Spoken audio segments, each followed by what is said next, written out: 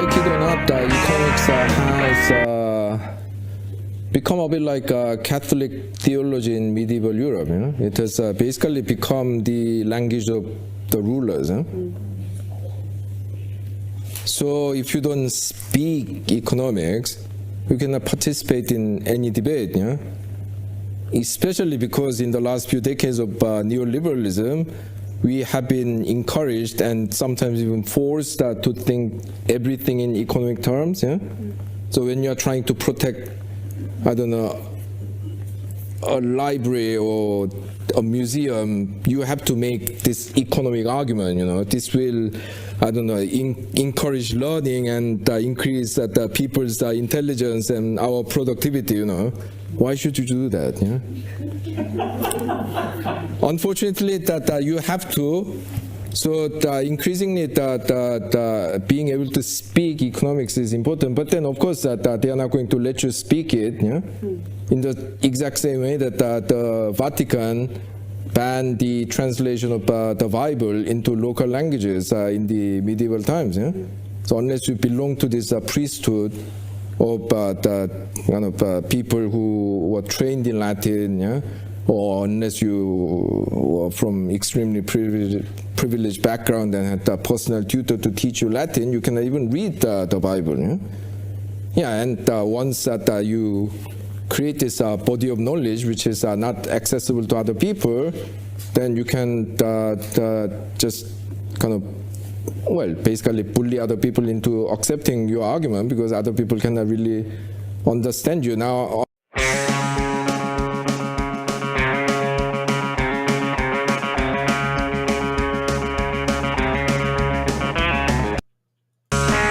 oops. Welcome, everybody, to Left Reckoning 174. Economics, yeah, man. It's one of the few sciences where using real-world facts will get you into a lot of trouble. Matt, how are you doing? I'm doing pretty well. Yeah, that was Ha-Joon Chang, a South Korean economist, which two books early on in my political development. I look back fondly on 23 Things They Don't Tell You About Capitalism and Bad Samaritans. But that's him. You talk about economics and as a mystifying sort of discourse more than one that empowers, let's say, working people. 100%. Well, folks, we have a really good show for y'all planned today. In a little bit, we're going to be talking about what's been going on in Europe, as well as ESG, to use some finance economic terms for y'all. And then in just a little bit, we're going to be joined by our good friend, Benjamin Fong, of many things, including Damage Magazine, to talk about the Oddfellows, sociability, and maybe a call for a kind of return to these fraternal organizations.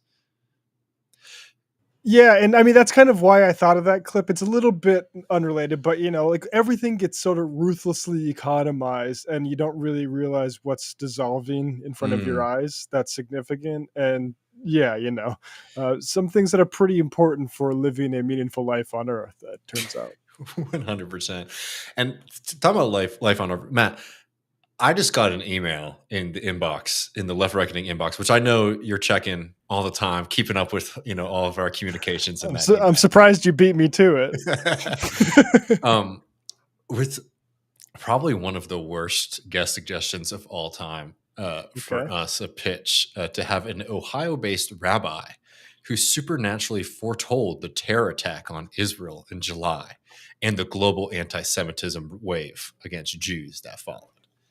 Really? He's not already booked with AOC? Yeah. No, we're going to be talking about that in just a little bit. Some pretty disappointing kind of commentary there. From running scared going on. I mean, bizarre stuff, but we'll get into that. We're going to talk about Brie. Yeah. But before we get into all of this stuff, I did just want to open up with some important news. Something that's worth celebrating, which is this victory for Waffle House workers. As people may know, Waffle House workers all across the country have been organizing, and there have been strikes of Waffle House employees, putting more and more pressure on the Waffle House Corporation, which is a massive, massive corporation. I don't know, Matt, if you've ever been to one. It's not really. I have one Waffle House experience. It was in Orlando. There you go. That sounds like a good one. Wherever I took off from for the cruise that I was on, my grandparents, it was about 18 of us in matching Lek Family Cruise T-shirts, and I don't think the Waffle House crew was super excited because I think they were having a pretty slow time before we got in there. Those people deserve to be paid a hell of a lot more than they are. Absolutely. And these kind of attempts are really meaningful and important because those are exactly the kind of workers that are told, hey, organizing, fighting for a better life, that's not for you, that's for other people. Yeah. And there's been a lot of really incredible kind of organizing around that. Hopefully we'll be able to do more coverage in the near future. But there has been some victories here after strikes and more pressure on the company. Waffle House employees will be receiving a wage. And there's a kind of tiered system aspect to it. But people across the board are going to be seeing more in their checks going forward, which is amazing. And we have this video here from USSW that sort of highlights how exciting this is and the important we role won. that this fight. Look at what we did. This fight needs to continue. All right, there we go. We won. Look at what we did. Ain't no river wide enough to keep me from building a union. We got a raise. My first raise in 30 years. Y'all are all getting a raise because of the fight that we're doing. We're fighting to get better. We deserve more. We're going to get more. No matter what you think, if you're scared to stand up, don't be. I did. I stood up. I delivered a demand letter. We went on strike. And look at what we did. We won a raise, my first one in 30 years. All this proves is that when we fight, we win. But it's still not enough. It takes a lot to pay your bills. We need a livable wage. $25 an hour is a livable wage. You can pay your bills. You can take vacations. You can buy groceries. We're not gonna stop. This is just the beginning. We're going to get $25 an hour, 24/7 security for every location, and an end to all mandatory meal deductions. We're coming for you. Be ready. Yeah, and that's it's very exciting. I mean, to see that. I mean, people have been really putting their necks out there in this fight because this isn't a recognized union by Waffle House. So these kind of pressure campaigns come with significant risk for these folks, and they haven't backed down. And yeah, so there's attempts to see, hopefully, these recent raises that were announced are just the beginning. And hopefully, these these movements can continue to be successful because they're really damn important. And I also wanted to play this video here because we need to see the labor movement get revived. Because there are a lot of fights in front of us, a lot of things that are going on. And there's also this really exciting opportunity and moment where we have the UAW, one of the most successful unions in the United States right now, making this call. This is Sean Fain re-upping his call for May 1st strikes. As you know, the UAW International has called on the rest of the labor movement to align contracts from May Day 2028. The purpose in that call is that we have more power if we're working together and striking together. If we want to win groundbreaking standards of living, real retirement security, universal health care, and a just transition to a livable planet that works for working class people, then we're going to have to be ready to organize, strike, and unite the working class.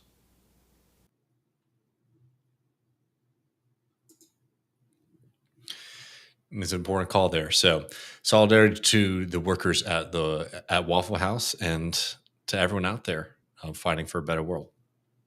30 years for a goddamn raise. And it's like, anybody, like Waffle House, you asked me if I had a Waffle House experience. I'm not even from the South. And yes, I have. Because you know why? Because those types of places are really important for any community because everyone fucking utilizes them to feed themselves. Pretty goddamn important. And so you go 30 years, the people putting up with customers, putting up with, no pay. And we act like, I mean, and not to mention like just the community at large doesn't benefit because when those workers get paid more, where do you think they spend that money at? 100%. Like, Yeah, 100%. That money's not floating away. That's Yeah. going directly into the community. Yeah. Unlike the rich people whose taxes you're cutting or the board members, right? Yeah, that money, that doesn't go back into the community. That's not being spent at the local gas station, right? That's being spent on in Wall Street, right? So like we got a little bit of self-interest goes a long way here, even if you're not doing this for workers who feed people every goddamn day. 100%. Yeah. So hopefully we'll be able to actually have somebody on from the Union of Southern Surface Workers sometime soon to talk about it. But this is definitely a campaign and a movement that is worth people keeping their eyes on and supporting in any way that they can. And, when you go to a Waffle House, look out for the folks who work there. Don't be an asshole.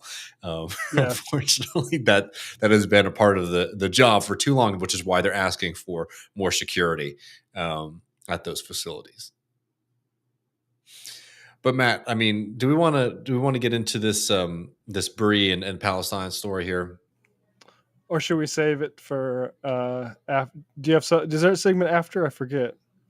Yeah, I mean, after the Ben conversation, we're going to be talking a little bit about Europe. But okay, gotcha. Yeah, we can get into it now. Let's do it. So we have this clip here. Briahna Joy Gray, we all know from Bad Faith and from The Hill, got pushed out after this conversation with a really unhinged Zionist, and it brings up a few things that I think are really important to get into. But if we have this clip, let's just play it here. Yeah, and I will just say, like, this is, again, well, yeah, we'll play it first, and then we'll get into who this is. Thank you, me too. And I really hope that you specifically will believe women when they say that they got hurt. All right, thanks for joining. Stick around, more Rising coming up next.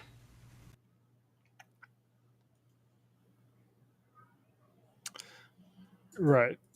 And so Briahna was attacked there for apparently rolling her eyes at being singled out by that guest, who my understanding is a family member of one of the hostages, of saying believe women about rape. Now, there's been investigations, and the degree to which there was systemic rape, which is not to say isolated incidents of it happening on October 7th, is exaggerated for the purposes of an ethnic cleansing going on right now. Weaponized. We talked with Heidi Matthews and Tanya Cerisier on this earlier in the year. I'd recommend that. Maybe we can link that later. That's just a matter of fact.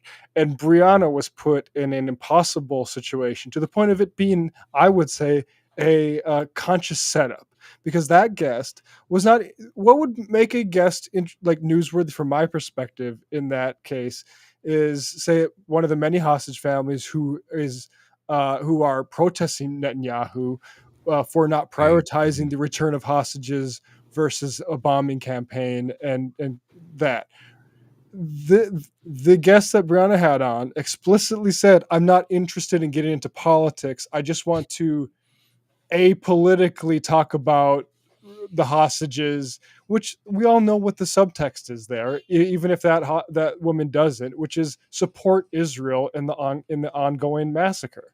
Right. So that's the position Brie was put in, and she was right to roll her eyes, because these sorts of, it was it's just sentiment.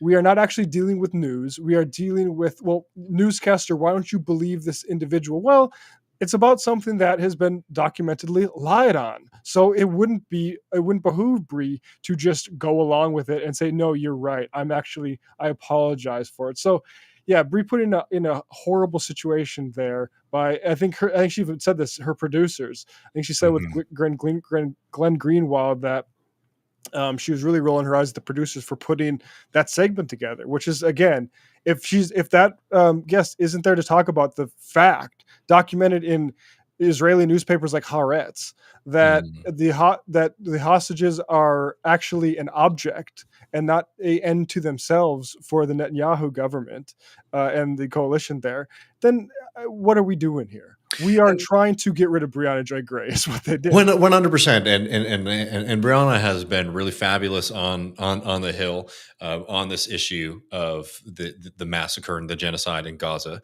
right? Speaking the truth while there's all of these attempts. We've played some of them on this program, right? To try to muddy the water, to mystify folks from, again, the very present and clear reality of what is going on the ground in Gaza, which is a genocidal campaign by the Israeli government. Now, her reaction there is the most normal thing in the world when somebody comes on and one condescends to you, right? But whatever, we all can have thick skin or whatnot. But two is sort of is being condescending and talking about like humanity and talking about like feminism and believe women, all that kind of stuff.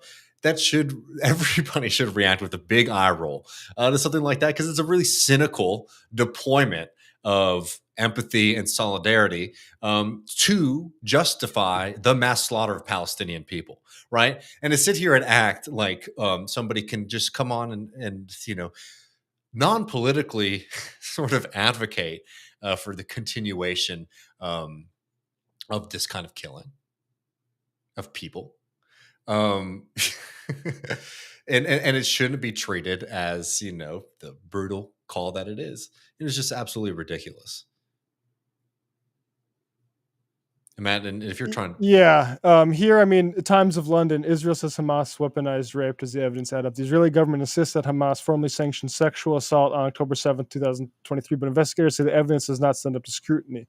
And of course, outlets like Mondoweiss and stuff have been making this case before that. And then we also have reporting from the New York Times that people are being sodomized with electric or hot rods. Palestinians are. And you do not hear about that because the reason you heard about the former and not the latter, because the former was a propaganda object to continue an ethnic cleansing, and the other looks bad for that project, and the project is what comes first. And so, yeah, like Briahna Joy Gray, like it's appalling that Katie Halper, this exact same network. Okay, yeah. Sorry, you were cut out a little bit there. No, I was going to say the exact same thing. Katie Halper too. The Hill and Rising has sort of shown its ass about this, right? This program that's supposed to be, the place where conversations don't, that aren't happening on cable news are happening at Rising. Well, on probably like the biggest trope in American media, which is you can't have serious conversations about Israel. Rising has really shown, the leadership there has shown that it has no interest in actually hosting those kind of conversations. Robbie Soav, before even the hall had been occupied at Columbia, Hind Hall, before that had been occupied, went on the rise. We talked about it on this program, said that the encampment protesters had a policy against allowing Jews in the encampment.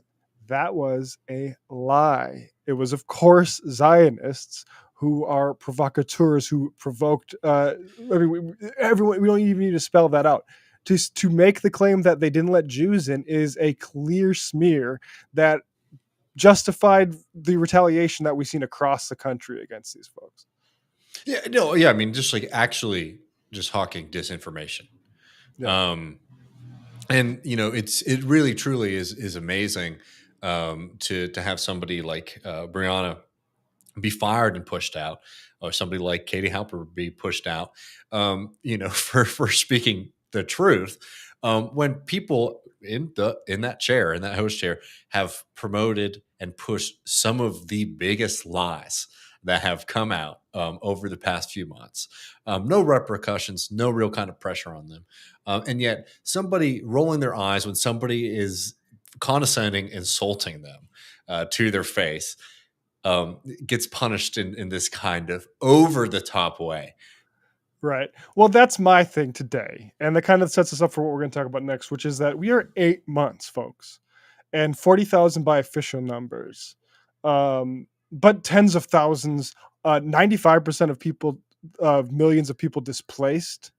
We are 8 months into that, being marched around to avoid bombs, trying to find food. Mhm. We are 8 months into that, and yet the Zionists' focus is on how they are victimized by manners of protesters.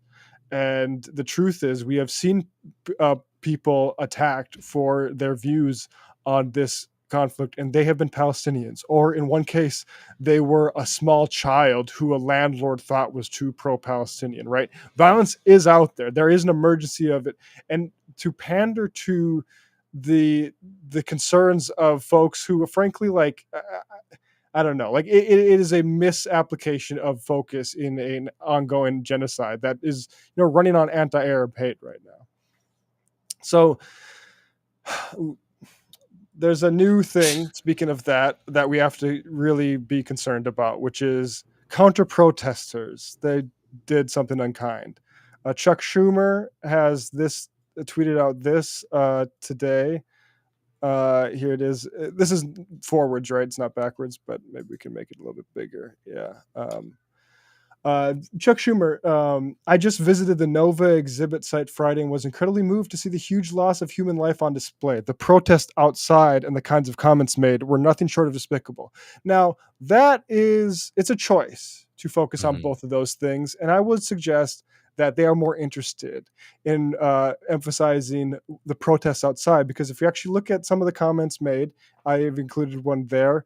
I'll just read it out for folks. Our unity will let us heal. The Gazans are all Amalek. They should be wiped off the face of the earth. Now, I do not think that sort of individuals' response to atrocities is the way to measure this.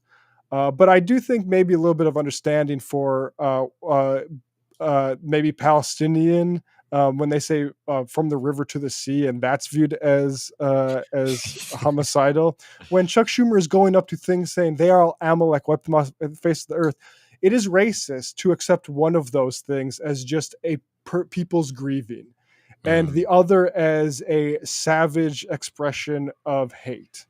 And that is what we are told, not just by Chuck Schumer, but unfortunately, AOC also, and before I just want to preface this, like people know, but just for folks who aren't familiar with Dave and I, like we are not knee-jerk haters of the squad and that whole project, right? Here's me just today supporting Jamal Bowman. Admittedly, that's for him possibly coming out against unconditional support for Iron Dome and in support of BDS, but also Ilhan Omar with Bernie Sanders there, urging the President's Secretary to support Brazil's historic G20 initiative to establish global minimum tax on the world's ultra wealthy. I'm down for these projects, but it becomes a problem when we are doing things like this. And I think we'll explain why I think this is happening today. But anyway, AOC, the callousness, dehumanization, and targeting of Jews on display last night's protest outside the Nova Festival exhibit was atrocious anti-Semitism, plain and simple. Anti-Semitism has no place in our city or any broader movement that centers human dignity and liberation. And I mean, just here's one Zionist responding to her and saying, you visited their encampments and hugged them. You said you admired them and they should continue what they're doing. Now you're surprised at the dehumanization and depravity on display from the very people you boosted only a few weeks ago. Pick a side and stop blaming both. I mean, I don't know if it's good politics or not to pick a side, but I would probably advise against not trying to ride both sides of this myself. And probably the bigger problem that I think, first of all, I think I don't care to get into it that much, but the signs that were really offensive were by like Orthodox Jews. And there was like a pretty big meltdown by a Zionist woman who had never seen an Orthodox Jew who didn't support Israel before. And that's kind of the problem here, which is that those people are not served well by what AOC is doing here, which is infantilizing, which is we need to well, here's friend of the show, Scarlet Red, points out a live stream that AOC did yesterday. AOC asked Stacey Barnett, who has worked for the United States Holocaust Museum that endorses the International Holocaust Remembrance Association's definition of anti-Semitism, which for folks who don't know, conflates criticism of Israel with anti-Semitism itself. And that is a position that you'll see that she continues to have. And the ADL, how to oppose the Netanyahu government without being anti-Semitic. And I'll just play a little bit of that video here so we can watch and respond to some of it. Here it is. Your identity. Now, Stacey, to follow up on what you were talking about, how can someone starkly oppose the actions of the Netanyahu government while also avoiding anti-Semitism? Look, if we want to be problem solvers, we have to be able to have respectful, evidence-based conversations that are totally free of identity-based biases. And if you make a judgment or an accusation about Israel that I think is wrong or unfair, I want to challenge you on the merits. I want to challenge your argument on the merits. And I think we can have those conversations. So Israel is a country like ours. It's subject to criticism and protest and tough language that may hurt my ears that people use to hold it accountable. And the parameters around that should be, how would we speak about this country, right? Political protest and criticism are the essence of democracy. And we also need to take care with that expression because we need it for our democracy.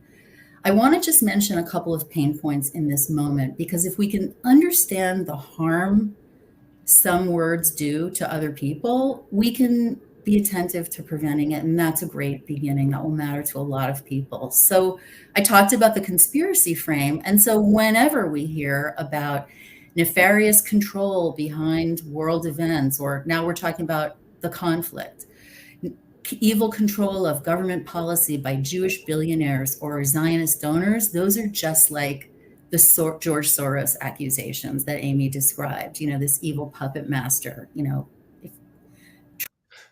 I'm going to object to that. They're not like that. That is ridiculous, because there is just reporting, say on Mayor Adams in New York City, having a literal group chat with Zionist funders about coming down on the Columbia protesters. That stuff, it's not a conspiracy to note that. It's not a conspiracy to note that AIPAC is the number one funder of George Latimer against Jamal Bowman. It's ludicrous. Or organizations like DMFI, right? Democratic Majority for Israel. I mean, Matt, you and I have been doing this for years, right? And before that, obviously, we follow the news or involved in different organizations. It is absolutely ludicrous to sit here and act like having a conversation about how the pro-Israeli apartheid lobby in the United States plays a major role in the Democratic Party's politics. Do you know? And to a certain, and as well as in the Republican Party as well, right? It is just what is always true. Like, look, 100%. For example, like you can create like we can sort of condemn and recognize an anti-Semitic trope. Like one of those would be like Jews control the world or Jews control the government. Yes, that is an anti-Semitism. But saying that an organization like Democratic Majority for Israel or an organization like AIPAC that lobbies politicians to support the apartheid system in Israel, that's not conspiracy. That's not anti-Semitism. That is a political lobby lobbying for a certain agenda. That agenda is apartheid in Israel, apartheid of Palestinians. And to sit here, the demand is not to be careful about language or anything like that. It is put your head in the sand and ignore the role that these organizations and this political movement plays in American politics. Yeah. I mean, there's a piece in the Washington Post from years ago about the dark origins of AIPAC, which was literally in the 1950s, the Kibbutz massacre, shortly after Israel was founded. off the pretext off of an Israeli woman was attacked, they just started massacring people. And there was media there, like Time, and they're like, hey, your soldiers are killing people indiscriminately and like smoking cigarettes and laughing about it. And they're like, oh shit, we got to start lobbying. That's literally where AIPAC was founded. But there's some more of this. Let's let it go. To save democracy and support causes he cares about. So if your criticism of Israel is trafficking and stereotypes, you're really in the bigotry zone. I mean, stereotypes kill. That's how the Nazis got the German people to live with this. I also think this is pretty goddamn tone deaf, frankly, when people are dying, but I'll save that for a little bit later. So-called final solution. So we do the work all the time to avoid words that correlate with negative stereotypes. And we need to do that here. Second, empathy and care and inclusion cannot be limited only to Jews who reject Zionism. To me, those are part of my community, friends and colleagues, and progressive Jewish groups are doing more. So a few things here. I don't think that every Zionist quite believes that about anti-Zionist Jews. In fact, I see quite a lot of pathologizing and quite a lot of, frankly, disgusting hate towards anti-Zionist Jews. So I'm glad that she includes them, but I think that's probably something for Zionists to work on. I mean, just like a kind of important and powerful figure, the future president of Mexico, Claudia Sheinbaum, what we talked about last week on this program. I mean, how many Zionists in the United States are saying, oh, this person's not actually a Jew because I disagree, because they don't agree with me about the state of Israel, right? Yeah. No, I mean, I think that's a very good point. And again, like I will just say this, about these kind of it's something we talked about on Polite Conversations a couple weeks back, Matt, and which people should definitely listen to that conversation. Is like, it really is amazing when we have to have these kind of what if conversations about like, what if this happens or what if that happens, when what is going on right now, and it just always needs to be centered and reminded, people need to be reminded of this, is that Israel is bombing, slaughtering, and starving millions of people in Gaza, right? With no tactical end or strategic goal at this point other than mass carnage, devastation, and suffering for women, children, and civilians. It is just at this point, as you opened the segment, Matt, to still be talking like this is just such an insult to all of the dead in Gaza. Yep. More good work than ever fighting anti-Semitism. But still, excluding Jews who believe there should be a Jewish homeland is excluding most Jews for whom it's just a feature of their. So a couple things there. I don't mean to exclude those people from my human empathy, as she puts it. This is going to be a difficult time for them because they have to confront something, which is a problem, which is that their religion has been taken over by nationalists. Now that could not have happened without the horror of the Holocaust. That doesn't mean that it is positive or that it should be true. And that what she says at the end there, that a lot of Jews feel the tie to Israel as a matter of identity. That is not an essence of Jewish people.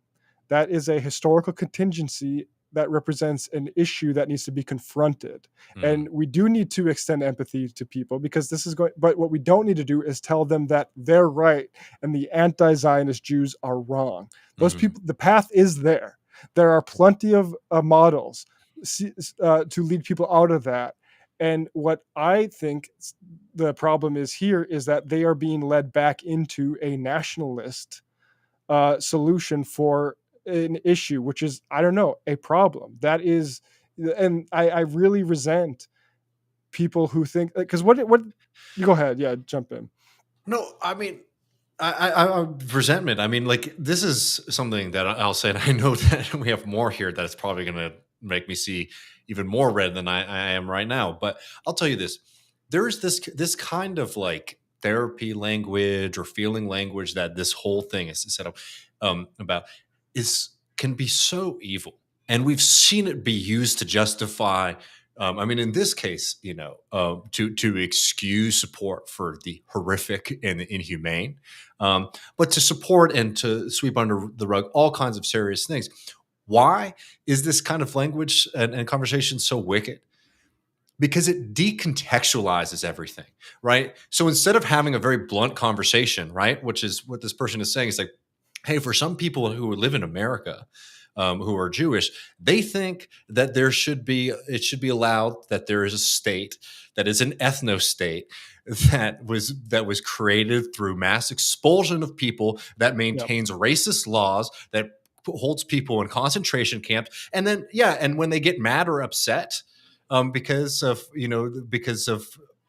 that group, they can just bomb, slaughter, kill, and starve them. And that's just what they feel. And if they feel that, we have to respect the way that they feel, right? Because it's very important to them that they be able to support this kind of thing, which is an absolutely ludicrous position to take. People can believe whatever they want to believe. But if you believe that there should be an ethno state, if you believe that ethno state can engage in genocide against people, you are wrong. You should face social consequences for it, and your political movement should be defeated. And it's just absolutely ludicrous to talk in this way, right? It pisses me off so much because it completely decontextualizes it. You know what I mean? It's like, oh, well, we have to understand both sides. No, we understand the other side well enough, friend. Yeah. And exactly. Well, let's finish it. There's a little bit more. Part of my community, friends and colleagues and progressive Jewish groups are doing more good work than ever fighting anti-Semitism. But still, kind of low-key shade as if they weren't doing good work fighting it before. But anyway, go ahead. Excluding Jews who believe there should be a Jewish homeland is excluding most Jews for whom it's just a feature of their identity. And that's in our civil rights legal system and our civil society, it's discrimination. And there's a zone in which we don't agree exactly the nature of the overlap between anti-Jewish hate and anti-Israel criticism. We don't have the exact identical frame to characterize it, and Jews disagree on some of these finer points, but we all agree that it's harmful. So let's just call it like eliminationist. Whatever the intent, we're all reading 20 articles a day. It's telling us and teaching us how provocative, scary, and hurtful some language is. Envisioning a world without a Jewish homeland is terrifying for a group of people who've been banished and expelled. And calling every single Jew who yearns for a refuge or a homeland a racist, that causes harm. It's not in service to any future that's safe for Israelis and Palestinians. And it undermines our ability to live in the kind of community of support we want and we need. I mean, Lord, truly help us all. So banished, right? I wonder who's been banished lately. Do you think Palestinians have any idea what that's like? There is just no self-awareness at all. And let me make something clear. That supposed confusing area of overlap where you are anti-Israel or anti-Semitic does not exist. That does not exist. It can't be agreed upon because it's a faulty concept. If you support Israel, what you support is you support a demographic majority, the construction through ethnic cleansing and maintenance through genocide of a Jewish majority. That is no different to me in 2024, even though I understand the justification, the sort of salutary justifications for it in the past. That's no different to me than wanting to prioritize a white demographic majority in America. Those things can only be done through violence. And that's why violence is happening, because that's what's happening in Palestine right now, is that Netanyahu and Likud and the entire coalition, including Labor, they know that they want that entire piece of land, but they can't just take it if there's going to be that many Palestinians having that many babies in it, because you see how sensitive they are to a word like apartheid.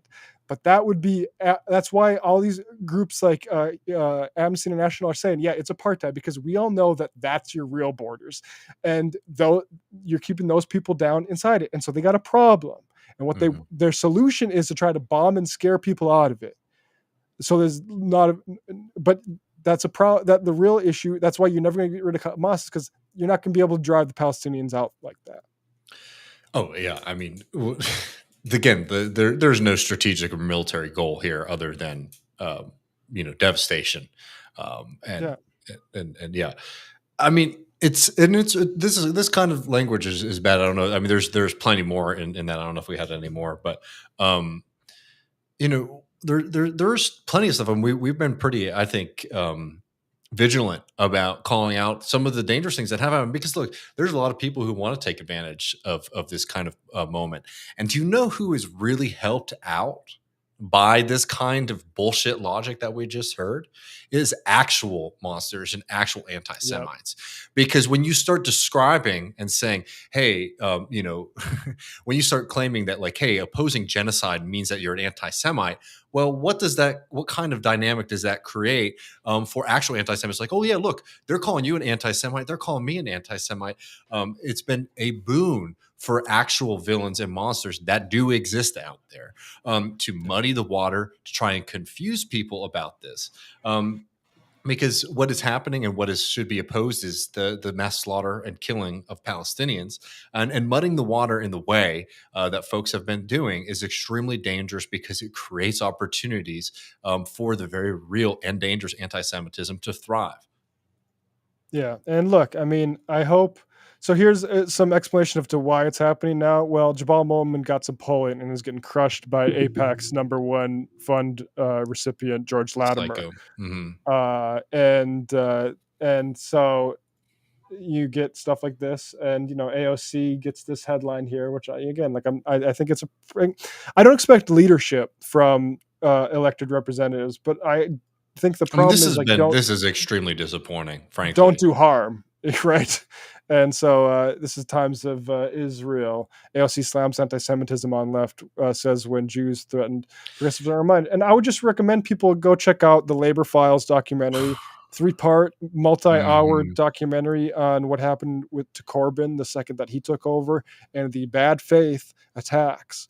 Not just on issues within Israel, but supposedly progressive issues, and treating them as if they are good faith critiques when they are actually just trying to take you down. Because the people that she talked to supported that that definition of anti-Semitism that was they're trying to codify into law as hate speech if you criticize Israel.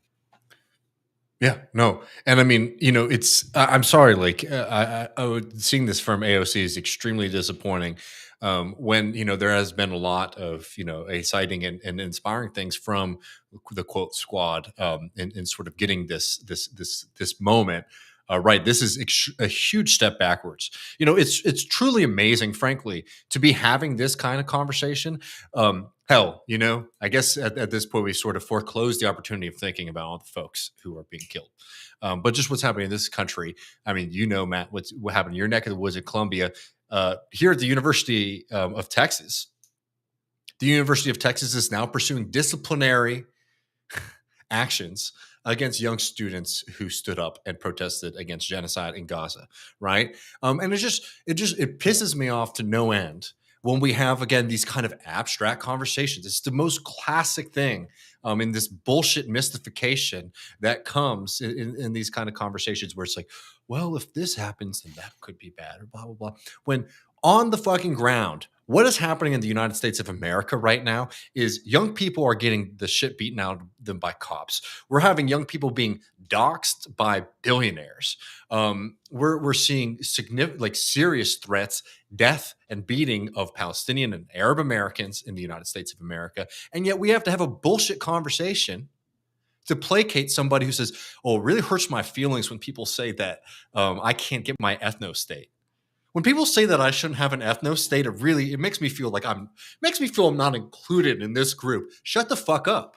You're not included. Get the fuck out of here. If you're seriously somebody who thinks that it's okay to expel people, if you think it's okay to create an ethno-state, then no, you're not a part of this fucking movement. And the demand that the movement then say, like, oh, actually, yeah, we're going to be tolerant of ethno-nationalism now. Is an absurd and silly demand. It's fucking sick that those women. I don't know if they've ever been to Israel, but they could go. and they could live there. And people who still have the keys to the house that were expelled from can't. Why? Because of their identity. So yeah, we need to be really protective of identity around here. Like maybe there's been a little bit too much of that. Yeah, no, way too much of that. I mean, it's truly, to give the media those headlines, Matt, that you just shared, and there's plenty of them, for nothing. Because you know who's not going to stop opposing Jamal Bowman and AOC and Rashida Tlaib and Cori Bush is DNFI, APAC. They won't change one fucking thing. So all that comes out of this, no political benefit. It would be cynical if that were the case. But you're not even going to get that. And just more and more fodder for our enemies to attack us. A real break with with solidarity there. Really disappointing. Yeah, it can't be tolerated. So come on, AOC. I know you follow me. You follow me on Twitter still, so I know you saw those tweets. I really wish. I mean, and it's frustrating in the conversations of what's going on. I'm not going to get. We try not to get into internal DSA stuff, but about things like national endorsements, which are important questions, to be doing things like this right now is just really truly boggles the mind. Frankly, I think everybody knows better, which is why this is so frustrating. Yeah. Anyway, we're going to change gears here. Before we get to more bad news and talk about Europe, let's go to our conversation with Benjamin Fong. Benjamin Fong is the man. Definitely listen to Organize the Unorganized if you haven't yet. It's an excellent podcast that goes into the radical history of the CIO. Read Ben's book, Quick Fixes on America's Drug Problem, which is a really phenomenal book. But this piece on the Oddfellows is really an interesting conversation and topic.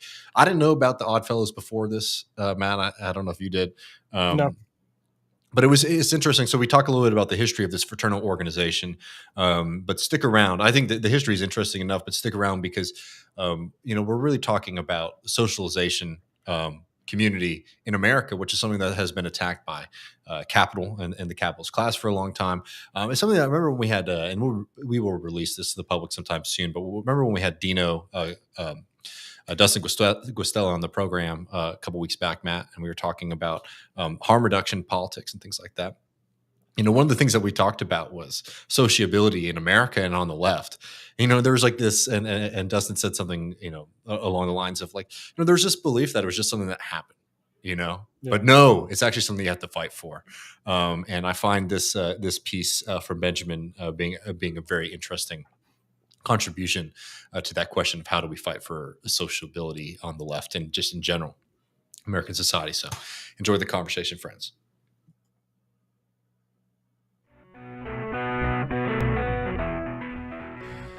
Welcome back, Left Reckoners. David here, joined as always by Matt Leck. How you doing, brother? I'm doing well, David. Good to be with you. Yeah, man. I'm very happy today to be joined by Benjamin Fong. Benjamin, frequent guest now on Left Reckoning, he's the associate director of the Center for Work and Democracy at Arizona State University. His excellent book, Quick Fixes: Drugs in America, From Prohibition to the 21st Century, there's a link to get that down below. You also know him from Organize the Unorganized, the story of the CIO. And of course, Benjamin's work at Damage, and we're going to be talking about that today, what you should be subscribing to. Friend, thank you so much for joining us. And like this piece you have in here about the Oddfellows is really interesting. I'll admit, I had not heard of the Oddfellows before. I saw that they have a temple here in Austin after reading your piece. But I mean, to just sort of get us started, I mean, what was the Oddfellows like at its heyday, and what is this group? Sure, and thanks so much for having me. There are probably wherever your listeners might be in the United States, there are probably temples in their cities that they can go check out, just like there is one in Austin, and they are amazing places. They're really amazing places. For the most part, they're completely paid off, and they're owned by the order. The one that I visited in Seattle for this story It's got these beautiful rooms that they rent out and they perform various rituals in, but it's part of a broader building. They sell storefront space, or they rent out storefront space, and they even have a few apartments in the back. I would guess this is a $20 million building. It's really wild that it's owned by the Oddfellows and run by a group of 50 out there kind of guys. But the Oddfellows is a fraternal organization. There are still many fraternal organizations in the country. I think people most know the Freemasons and the various conspiracy theories around the Freemasons, but fraternal associations used to be a much more prominent part of American life. Theda Skocpol and the Harvard Civic Engagement Project, I think it was in the 90s, they went through and tallied up all of the mass membership organizations that contained at least 1% of the American population in 1955. And it's pretty remarkable. All these organizations that a lot of people just haven't heard of anymore in the post-war era were very prominent features of social life. So the Oddfellows, the Elks, the Moose, the Masons, and then even, Freemason sub-organizations like the Nobles of the Mystic Shrine, things that people really don't hear about anymore today, were really prominent features of the associational landscape. Sorry, you cut out for a second there. In the post-war era. And today, you still see these things around, right? Like you can pass through downtown areas and you see buildings that look kind of strange. And those are the remnants of fraternal organizations. They're not very active anymore, but at one time they were pretty big. The organization that I looked into for this story was the Independent Order of Oddfellows, and this was actually the biggest fraternal organization in the country at the turn of the century, so late 19th, early 20th century. It was even bigger than the more elite Freemasons. And it was actually more of a working class association as well. So, this was what we might today call a kind of mutual aid work or whatnot, just sort of people helping each other out. Predictably, when the Depression came and then the subsequent New Deal, a lot of the basic functions of the Oddfellows fell apart. And so the membership, the dues base collapsed at the same time that you get social provisioning taken over by the state. And so naturally that kind of mutual aid work, the necessity of it is less there. So basically since the 30s and 40s, the Oddfellows has pretty steadily declined to the point where today it's a group of about 25,000 people. Wow. Yeah, it's horrible that decline, like you said, it happened with the rise of, like I said, the New Deal, but also continued to fall, basically, as neoliberalism has sort of undone those gains. We had Lainey Newman on, who worked with Theda Skocpol, Rust Belt Union Blues, and talked about that sort of element of, really don't have community. Like, these are organizations that were really fostered community, and we just don't really have that. Yeah, Skocpol and colleagues have focused more on what such membership-based advocacy organizations mean for American politics. And we can talk about that in a little bit. But, there's a basic social function that's been lost there, which is that these used to be community halls, places where you could go and get a beer and find someone to have a conversation with. If you moved cities, there's some kind of associational network that you could plug into, your union, your local area or temple or whatever. And all these things have been in rapid decline. As you said, Matt, this started really in the post-war period as you got the sort of New Deal state taking on that role of social provisioning that used to be more of a kind of mutual aid thing with some of these fraternal organizations. But that kind of community hasn't come back in the neoliberal period. And so, that decline's been pretty steady. And there's been no associational life to fill in the gap. Yeah, it's a very interesting thing to sort of imagine what something like this, if it was as vibrant as it was in its kind of heyday, would sort of mean, for not just politics, but the kind of daily life thing. And just sort of on this, we talked about this a little bit, but I didn't know how embedded the Oddfellows were with some kind of major historical figures. You listed some of the folks who were members of the organization. I was just surprised to see how vibrant this group was and then to have never heard about them before. It's pretty wild. I think there were 5 or 6 presidents who were Oddfellows members at one time or another, from Ulysses Grant to Franklin Delano Roosevelt. But prominent people throughout history. I think Charlie Chaplin, Wyatt Earp. You can throw the names out there. And then just more generally, I think it had something like 700,000 members at its peak. Which was at the time bigger than the Masons. And when they broke from the older order of Oddfellows, so the Oddfellows started as an association in Britain, and then it came over to the U.S. and it sort of eventually separated off into its own American version. It was a really prominent feature of most American cities. I mean, there was an Oddfellows Hall. There still are Oddfellows Halls in most American cities. Yeah, I mean, I just wanted to take a second here because, the conspiracy stuff is always very funny to me with the Masons. I went to college in D.C., so you got a lot of that kind of, activity of people being really, really fascinated with it. And you hear something similar, I guess, with the Oddfellows, at least having some prominent members. How much of it do you think it is that hey, being a member of a fraternal organization is a very great way to sort of get ahead in life versus these organizations are sort of running societies that, hey, being a part of a community and having people to reach out to probably helps you sort of get ahead, certainly in politics, but in other aspects of life. Well, I mean, to this day, they still do some weird shit. If you go to an Oddfellows ritual initiation, and just, for your listeners who aren't so familiar with the Oddfellows, to become an Oddfellow, it's not a lot. It's $60 a year in dues, so, fairly affordable. And then you have to go through a variety of initiation rituals. So the 3 values of the Oddfellows are friendship, love, and truth. And there's an initiation ritual associated with each of those values. And as not being an Oddfellow member myself, I couldn't actually witness these rituals. I would have loved to, but I couldn't actually do it.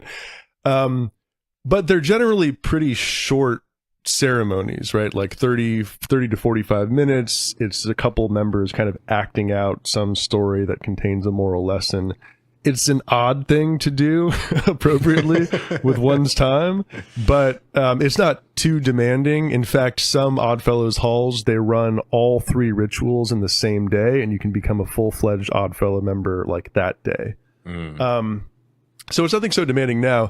It used to be pretty weird, admittedly, right? I mean, just all sorts of things happen. All the excesses and inanities of frat life today, you got a lot of that stuff in the early iteration of the Oddfellows. So, naked, flaming people with torches, doing all sorts of weird things at these initiation rituals. So it's admittedly odd. It is an odd thing to do, to devote yourself to this kind of life. But as you said, as a result, you got admittance into a real community that had resources, that had that had purchased real estate all over the country where you could go visit. So it did form real associational ties for you if you became initiated. And even some that might go ahead, Matt. I have a feeling. Well, I was going to say, maybe your piece ends really poignantly on something, but these buildings as properties with a pretty extensive market value. That is run by a group of guys that's just there to be friendly, basically. But also, I really like how the piece ends with the ghost thing, which is kind of it basically says they're all worried about these ghosts because these are very old buildings, and maybe a little bit of superstition there, but that because of the context, it's not a ghost that's say, when I grew up in North Dakota, it's it's an Indian burial ground. We have to be guilty or afraid of who's haunting us. It's no, they're probably here because this is the place where they belong. I just thought that was really interesting, as the properties of this. But I guess maybe more interesting is the market value of these things over all these years. Yeah, just to set up the ghost story. So So there's a sort of chic cafe in Capitol Hill. It was actually part of the Capitol Hill Autonomous Zone when that existed in Seattle. It's called Oddfellows Cafe and Bar. And you don't really get a sense of why it's called that, but it's part of the Oddfellows building. And predictably, this was the original Oddfellows Hall in Seattle. I think it was built in 1908 by the Independent Order of Oddfellows. And they were infiltrated by a white militia group in the 90s. It was a big story in The Stranger back in the day. And once that happened, and the national group sort of understood what was going on, they shut down that particular temple, and they sold the building. I forget for how much, but it was a lot. And so today, all that remains of that is the name of the building, Oddfellows, and this funny, very chic cafe called Oddfellows Cafe and Bar. And the employees at that cafe and bar say that there are ghosts in the building. They hear things happening all the time, right? And their boss, sort of has a penchant for the supernatural. So I don't know what's going on there. Maybe they're trying to just give her good stories or whatnot. But then I return at the end of the piece to talk about the Ballard Temple, which is the last remaining temple. So the Capitol Hill Temple was sold off. The Ballard Temple is the last remaining one in Seattle. And the guy that I interviewed for this story was a guy named Michael Douglas, funnily enough. And he and I were talking in the basement of this building, and he was telling me about the Patriarch's Militant upstairs. And the Patriarch's Militant is a higher order of Oddfellows. So after you go through the 3 initiation rituals, you become an Oddfellow. You can go through further initiation rituals that allows you to be parts of even more select groups. I mean, we're talking about just a few guys at this point, just given how small the order is. But at that time, we were the only 2 people in the building. So I was like, are there people meeting upstairs? And he said, no, it's the ghosts. So it's sort of well recognized, I guess, amidst this particular chapter, that there are ghosts of old Patriarchs Militant who hang around the building. And the way in which he talked about it was fairly nonchalant, like he wasn't particularly afraid of the ghosts. And he ended by saying, look, like, he's an interfaith minister. He performs various Sufi rituals. He does a lot of different things. And one of the things he does is cleansings, like building cleansings to get rid of ghosts, right? He's that kind of guy. And he said he did one for this building, and nobody went anywhere. And he said, well, who am I to say they must belong here? Just let them be. So yeah, it was a funny way to tie in back to the original, the sort of start of the story. I mean, after the revolution, ghosts are going to be there as friends and impart wisdom for all of us, I think. Yeah, there will be less anxiety producing and more friendly ghosts. I hope so. Just a little bit more on them before maybe broaden it out a little bit. So as you've noted, the Oddfellows aren't unique in the sense of most fraternal organizations. The membership has declined. But in terms of like the current membership, I mean, how would you describe your typical Oddfellow member, and what are the attempts to sort of revitalize and revive the Oddfellows? Old and male. And white, for the most part, would be the answer to that. I think it's well recognized, even amidst people who are kind of internal reformers in the Oddfellows, that they've got an age problem, that it's mostly old people. In many cases, there's a kind of insularity that breeds as well. So there are certain chapters of the Oddfellows where it is actually hard to become a member. Not because they aren't in need of members, but because it's a small group of people who are essentially don't have to let in people they don't want to, and so they kind of guard their own space. They have like a sick house. Yeah, they have a $20 million building to drink in with their friends. Essentially, that's it. But in the chapters that are actively interested in growing membership, there's still mostly elder people who are interested in these organizations. But there are a few bright spots. I talked to this guy named Dave Rosenberg, who's part of a group called Dedicated Members for Change, kind of internal reform group within the Oddfellows. And he was a previous mayor of Davis, California, twice, I believe. And he was used to walking past this old decrepit building downtown, and he was like, what is this thing doing here? Like this could be doing something else. And so he joined the Odd Fellows, and he took over that particular temple, and he's since made it a kind of community center. So where I think it started, it had like 30 or 40 members. It now has 400 or 500 members.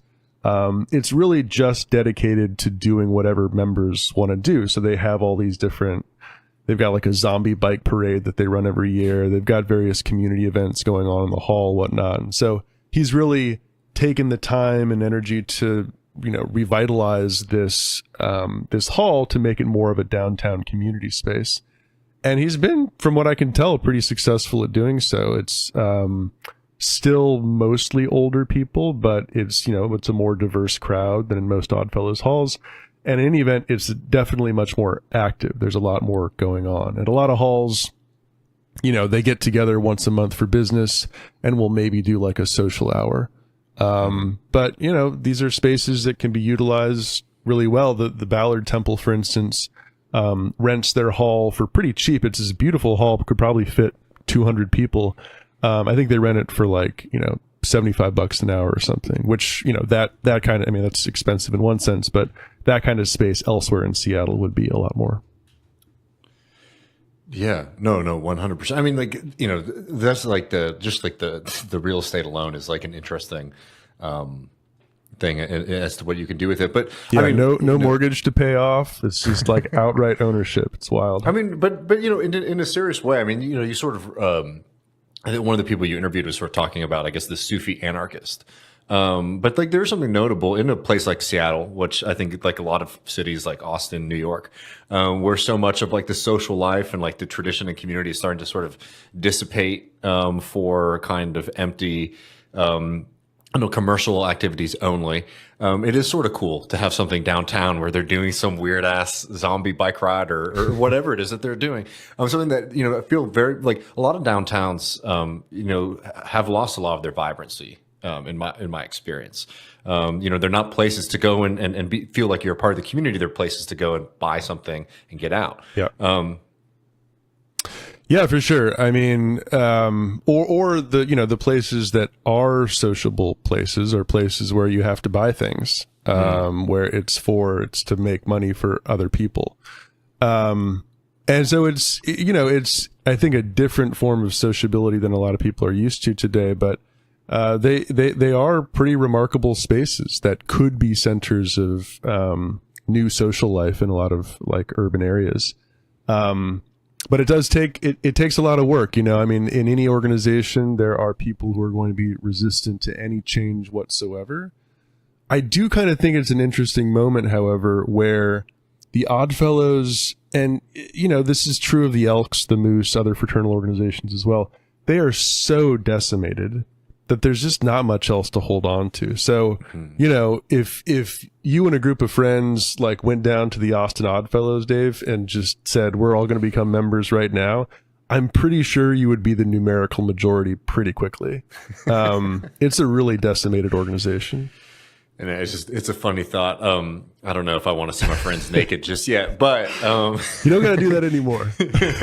Those are the old ways. But this really does get us to an interesting place. And I was going to ask you, like, why should we care? But I think that the answer is sort of, obvious, is that, like, having these kind of spaces is something that has like disappeared a lot from American life. And I was just wondering, you write about it in the piece, but some of the kind of like political, social, and labor lessons that are like that we should take from this kind of story and think about to make our movements in general more vibrant and successful. I'll start anecdotally. There's a broader political angle to your question, which I'll get to in a second, but I'll just start anecdotally and say that my experience in left political circles, DSA and otherwise, is that there's a lot of people not necessarily looking for politics. And for someone like myself, that can be quite frustrating sometimes. And I think for a lot of the more politically minded people, it can also be frustrating. But I think it's perfectly legitimate to just want just want like-minded people to socialize with. And I think that's what a lot of people on the left are looking for. And the fraternal organizations, unions, other kinds of associations, they used to fulfill this role. And now we're at a moment where we're not only fairly impotent politically, right? Like we don't have the kinds of organizations from which we can extract much leverage over whoever. But we're also just so fragmented and atomized and isolated and alienated socially and psychologically that not only do we want political change, but we just want sort of basic sociability as well. Those are two things that can come into conflict really easily, right? The history of every relevant political organization is a history of conflict. It's a history of internal conflict. People have different ideas about politics, and we don't always get along. The healthiest political organizations are those that have developed the capacity for tolerating differences and conflict. But what does that mean when a group comes together where they just want to be friends? I mean, those two things don't get along very well. So there is a kind of broader social question, I guess, that the demise of the old associational forms of life has, meant for the present. But as for the politics, this is nothing new. This is not my own original claim. Scotch Paul and others have made this more cogently. But the basic problem politically with lacking such social organizations is that there's a very thin and hollow polity, right? There's the masses, there's a small group of nonprofits and think tanks that sort of surround the DC blob, and then there's lawmakers. And in that kind of situation, politics is kind of immune from popular pressure, right? Just because something is popular politically doesn't mean it's ever going to be affected, legislatively. And there's a reason for that. And that's because there aren't kind of intermediary organizations connecting popular pressure to the lawmakers at the top. Back in, Scotch Paul provides this example, back in the post-war period, the GI Bill was crafted, I think, by the American Legion. And when they did that, it was a very, generous bill for returning veterans, provided help with mortgages and college and all sorts of other things.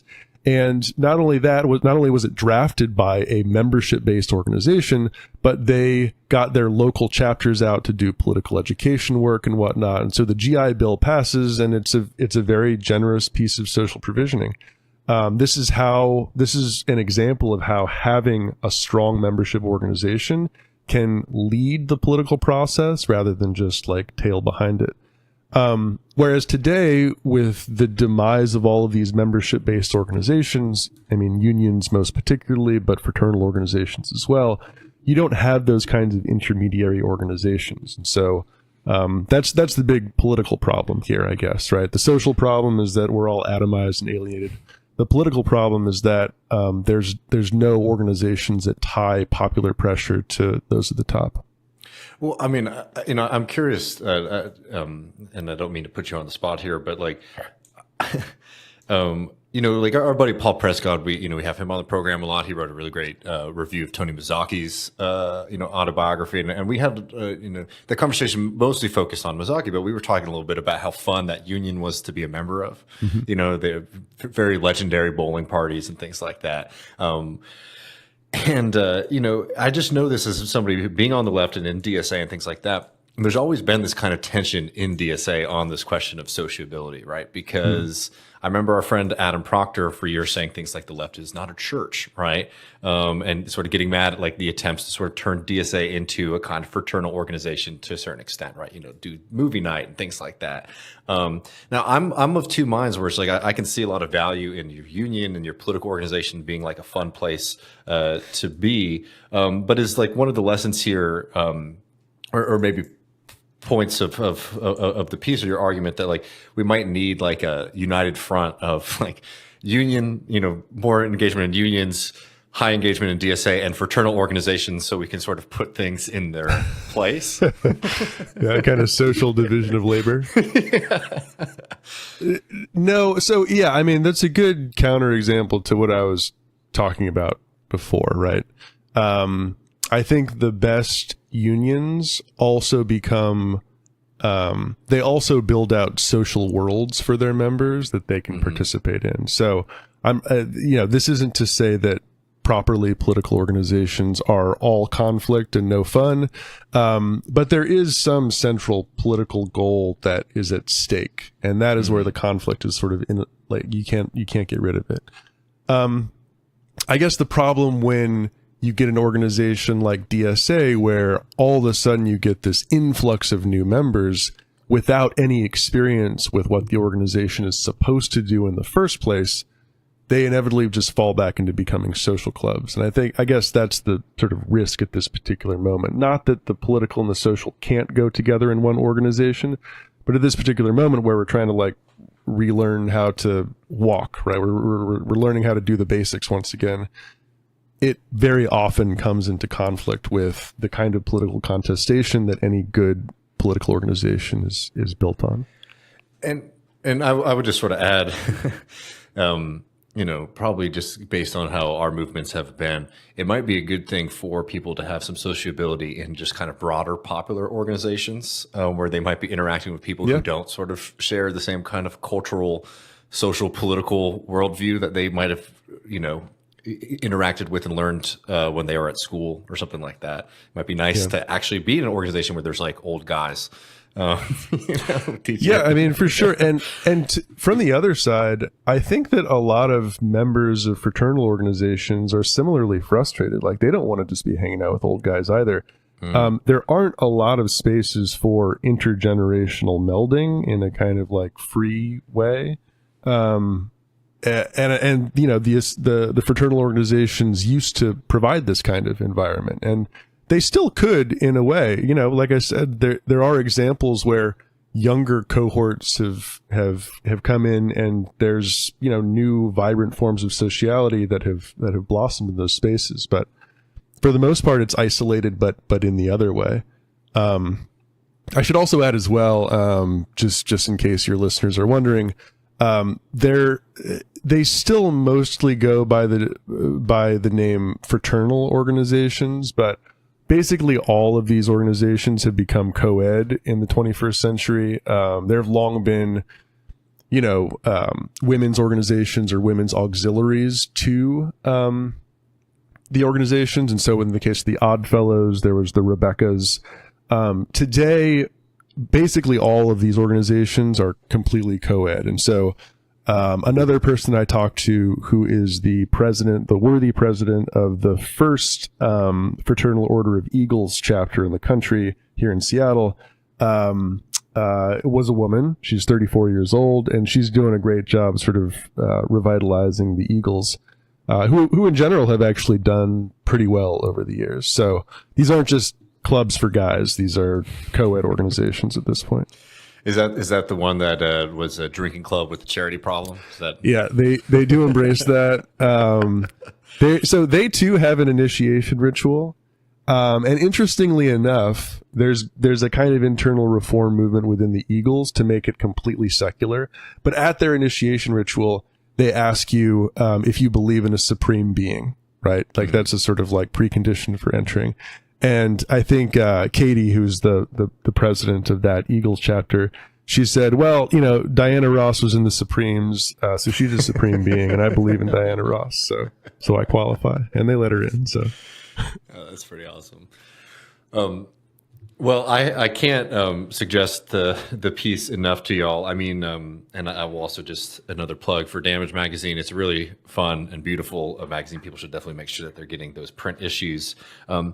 Anything that we missed? I mean, we'll direct people to the piece here, but no, I mean, I think we covered all of it. It's a huge gap in American life, politically and socially. I think we know people are lonely, atomized, alienated. They also feel politically impotent. And I think the demise of these associations has a lot to do with it.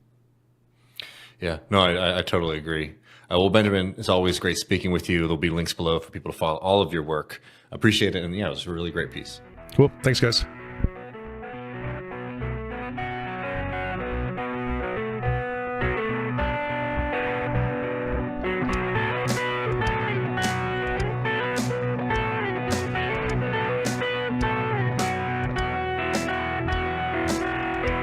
That was a lot of fun.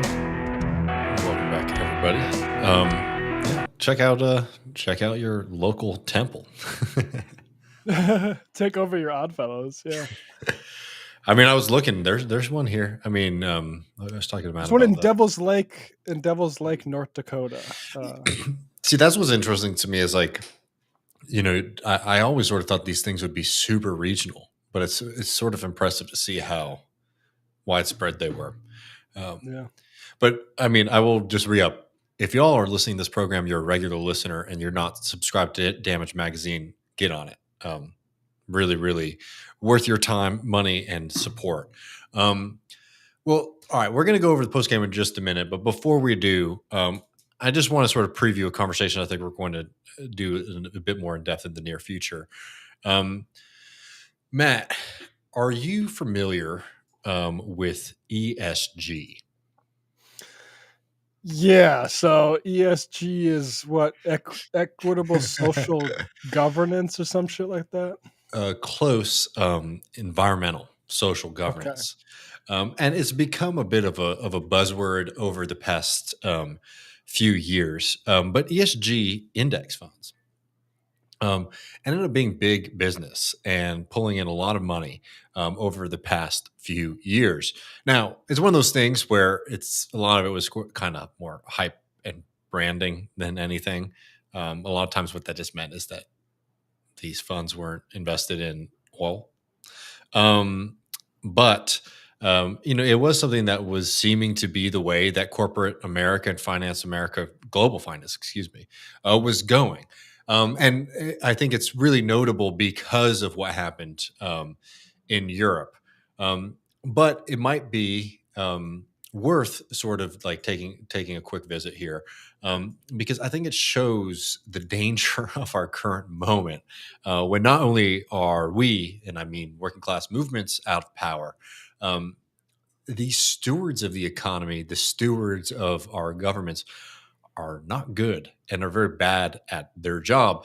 And ESG, is something that if you are reading the FT, for example, there's all these kind of questions. Is ESG dead? And it very much feels like it is just because of the fact that a lot of people are pulling their money out of these groupings. Why? Because it's not hot anymore. Now, I'm sorry, we just have a quick reminder. You know what woke means? It means you're a loser. Everything woke. Everything woke. It's true. Everything woke turns to shit. Okay. Well, that's what's funny about the ESG stuff is to me, why it wasn't relevant to me is because I'm not investing money. That is not. I'm not that class of person. So it's like when they talk about DEI too. Like I'm not hiring. Like this is That's true. Wokeness speaks to everybody, right? Like every normal person. That's the sort of like broad umbrella term for like being vaguely annoyed at people pushing diversity or something like that. But the stuff that diversity and ESG, that's so clearly aimed at the money men. Yeah. And I mean, that's sort of the thing that's bad is because like, the problem with aiming things, marketing things toward the money man is that when they stop being able to make money on it, they're not very interested. And, ESG funds did very poorly in both 2022 and in 2023, mainly because of the Russian invasion of Ukraine. And these funds were not able to withstand the high gasoline prices that came with that. Ironically, and again, there's a lot of these different funds, right? There's not like an official group behind all of these. When I was telling you this earlier, Matt, was initially defense companies were left out of a lot of the ESGs because, that doesn't really seem like it fits into the standards of the woke agenda that the ESG folks were supposed to be pushing. But once Russia invaded Ukraine, some of these funds started bringing in defense companies, or at least companies that had contracts with defense companies, because it became okay for whatever reason. But look, I bring this up, one, because it is sort of interesting to note that the reason that really, though, that the ESGs are doing worse now than they were before is because of the political backlash, is because, frankly, the Republican Party has made enough of an issue about it that people don't feel like it's a safe bet. Hell, state of Texas, state of Florida, Donald Trump, the Republican Party, they've all been getting worked up along with DEI about ESG, calling it some kind of Marxist plot. Now, nothing could be further from the truth. In fact, ESG is a great example of why private ownership of capital and why capitalism itself is a very bad system for mainly this reason, that ESG was not something that was set up to create better stewards of the environment, to create better social outcomes, and certainly to improve governance of corporations. Because the second that it became unpopular, the second that they started getting pushback from the Republican Party and from other right-wing formations the globe over, they dropped those commitments really damn fast. Now, I don't think it's too surprising to folks that rich people are kind of fickle, particularly when it comes to the environment. But effectively, the world that we're living in, right, from what we've gotten from the Democratic Party and what Europe has gone from the Greens and the centrist parties there, when it comes to the environment, it's a kind of hope and prayer that capital and capitalists will look out for the social good. And the collapse of ESG is bad for the planet, not because ESGs represented any kind of real hope, to dealing with climate change or anything like that. But it did just sort of represent the kind of fickle, stupid, and symbolic way that the world and the system that we're under tries to deal with these massive environmental and social questions. Yeah. I mean, I don't know. It's funny because, like, I honestly didn't know that they had achieved any sort of significance outside of, like, the realm of things Dave Rubin likes to complain about. So it's kind of fascinating to see the end of a dream, really. Well, talking about an end to a dream, though, the reason we bring this up is because of the European elections over the weekend, which not only were the end of a dream, but very much a kind of waking nightmare, as we saw some of the worst far right parties, continue to gain steam in France. I mean, let me see if I can pull this up here. In France, the RN gained 12 seats. You saw the Greens there lose 5 seats. In Germany, the AfD, the Alternative for Deutschland, a party that Elon Musk seems to be a big fan of, that has very, very shocking, but should be unsurprising to anyone who's been paying attention, opinions on the Nazis. The AfD gained 6 seats, getting 15.9% of the vote, while the Greens lost 9 seats. And I bring this up because those are two very worrying models for Europe. One, the far right and this ascendant far right that we are seeing gaining more and more ground in Europe. And also the complete collapse of the Greens. Which I think it would be wrong to sit here and say that, like, what we saw in Europe was like a direct response to like the Green Party politics, but it was certainly an example of the Greens, who had in 2019 gotten significant gains in the European Parliament, seeing those completely slide away once immigration, far-right nationalism, xenophobia were brought to the table, because the Greens were never particularly interested in building kind of popular programs, but rather sort of pointing to climate change, which creates a very dangerous situation when the stakes are this high. One, the direct necessity that we start dealing with climate change on a mass level, and also deal with an ascendant far right, which has been bolstered by middling technocrats in the Green Party or the centrist European parties, which have pretty much done nothing to sort of stop the slide into far-right barbarity. In France, Macron has now dissolved parliament, is calling for snap elections. which we'll see how that goes, but don't look particularly good. And the darkness of all of this is that what results here is a positive one, is the defeat of Marine Le Pen, and the resurgence and protection of somebody like Emmanuel Macron and his political project, which is just a kind of managed decline, managed devastation of the French people and French workers. Is that particularly something that we should be excited or feel victorious about? No. And I don't have any other answers other than, the direct necessity that we fight and win and take on both the monster of the far right and the monster of the center and the center left parties, because the planet can't survive it. The working class can't survive it.